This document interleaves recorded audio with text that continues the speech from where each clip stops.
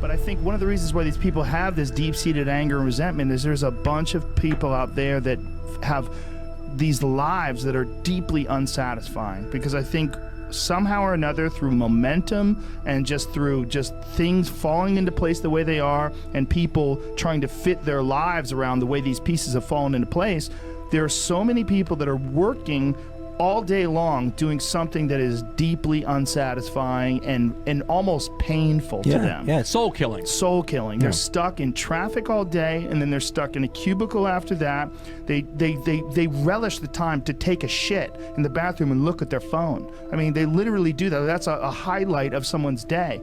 They get in traffic on the way home. They get home after that, they're watching television, and they're fucked. They have deep debt. This is not like there's this soul killing thing.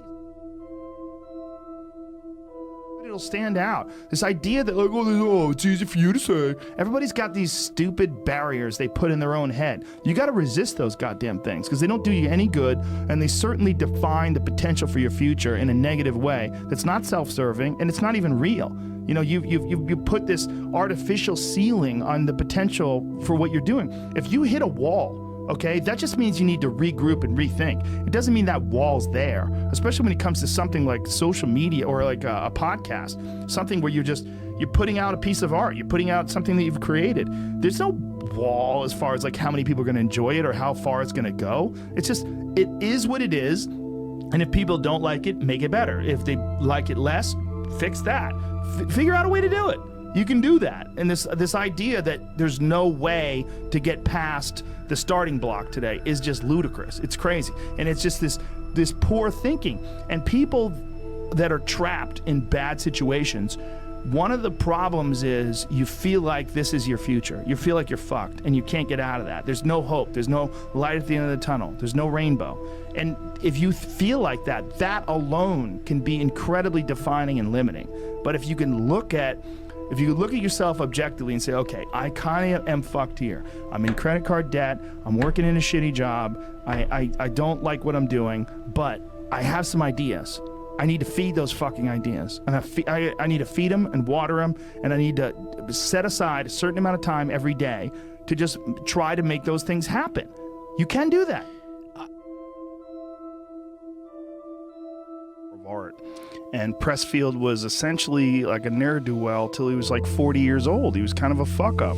And then figured it out. Somewhere along the line, figured it out. I used to keep a stack of them in my old studio, and I'd hand them out to guests if I thought they needed it. Like, just take this. Just trust me. Read this. Because a lot of artists and comics, I bet musicians as well, but writers for sure, one of the big problems is sitting down and doing the work. Mm-hmm. And you got to, and Pressfield talks about that in the most concise and beautiful way, and he labels it like an enemy. He calls it resistance. Mm-hmm. You know, and that you have to sit down, you have to overcome resistance, and that the pro goes to work. And it doesn't matter if you're sick, doesn't matter if you have kids, it doesn't matter what, you're a pro and you go to work. And that just, it puts it in your head that this is what I do. This is what, and you have pride in that. And then when you are in front of that keyboard and you look down the count, it says, I got 1,000 words today. I put 1,000 words in. You're doing the work, and out of that work, gems blossom. Little things, but you might have a day where you just write nothing but dog shit. So what? Show up again tomorrow,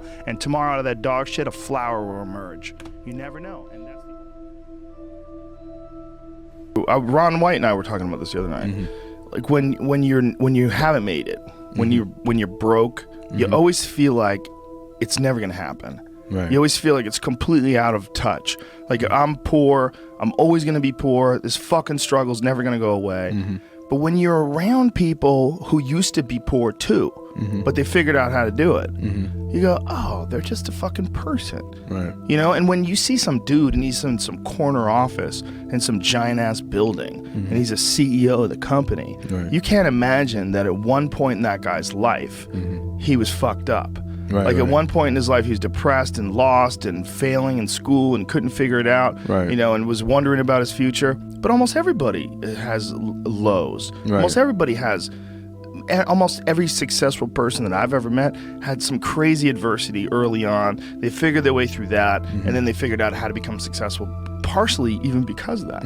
So when you're on like a train and everybody's all together, I think it's the one of the best sort of ways to keep that separation, that us and them separation, with like the classes especially, because that's a real fucking mindset of rich people and a real mindset of poor people, that there's two different groups of us. But it's so stupid. It's not. It's just a bunch of people, and they're on the same journey that you're on, in a different direction, just maybe a little bit further down the road. Or maybe they didn't stop as many times as you did. Maybe they didn't get flat tires. Maybe they didn't, have as many potholes in the road. But we're all just on this fucking same thing. We're all just people. So when you look at some dude, and you're poor and you got holes in your sneakers, and some guy's got a Rolex on, and he's wearing this expensive suit, and he's got cufflinks, and he's checking his newspaper and reading the Wall Street Journal, and you look at his expensive shoes, like, this motherfucker's got some money, man. How the hell did he do that? And I'm here a loser. He just did it. He's just a person, just like you, man.